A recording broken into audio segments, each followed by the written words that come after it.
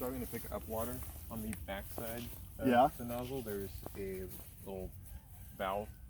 You open that valve, and then it should prime. And then it'll prime better? Yeah. I haven't had any trouble priming yet. So I know that you mentioned that in an email, but we haven't had any problems. I mean, it takes 3 or 4 or 5 seconds, but outside of that, it's been fine. Okay. So are we comfortable to let this thing go? Yeah. And we can get it back? So, what's powering it? 2 4-cell lipos. And so the actual autopilot hardware the old cables are running into, that's being powered off the pontoon, so you don't have to charge it or anything. You just charge the boat batteries. Right. The rest of it runs off of that.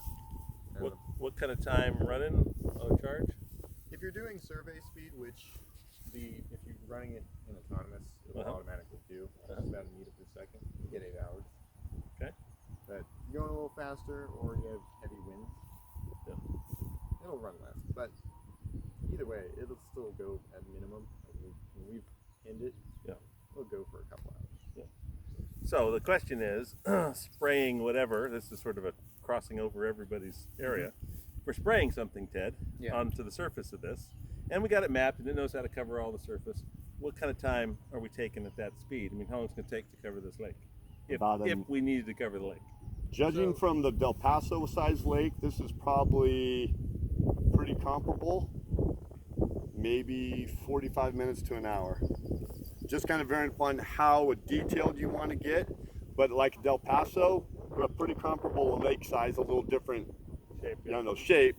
But if you're just spraying right along your edge and it's going 2-3 miles an hour, it's about 40-45 minutes.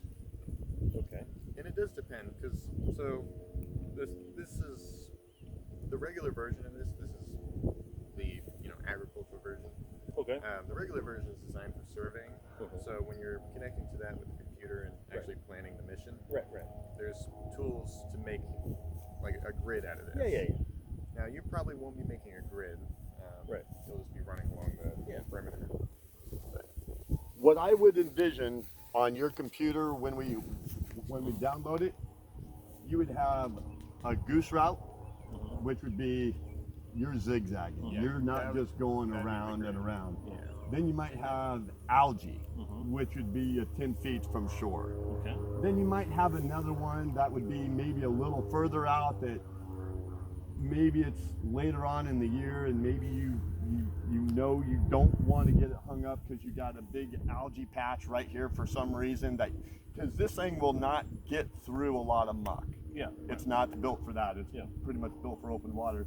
So you want it out there, but you have a bunch of junk along the shore that you haven't, and so maybe you have more of like a middle kind of route or something along those lines. That'll help kind of keep the geese off as well. But I can see you downloading 3 different routes, for lack of a better term. yeah, and you can have those, like if you have different ponds, you can save them the file basically and just load them anytime you need them. Yeah. So we're running the route, generating the data that we can download, and then we can follow that data on whatever pattern we end up doing. Yeah, and it doesn't necessarily it's not tied to a particular computer. So No, it's data. I totally get that. No, I know. It's just I'm just trying to see what the process is,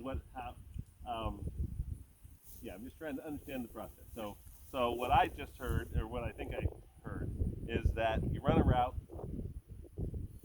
it plots the route while you're on it and saves it to a file. Well, you have to manually save it. It won't automatically do it. But I mean, it can save. It will create a data file that you can save and reuse. That's the point. Yep. Yeah. Interesting though, because we do have a lot of breeze up here, and this breeze, usually it's not going south to north. Usually, and it's interesting in this particular location because we're on the side of the hill here, and we can see the valley. The valley's there. So in the morning the wind's blowing that way, and in the evening wind's blowing that way. And then we got days like today where it does something different. But my point is that I'm watching in this weather how it's going to respond in wind.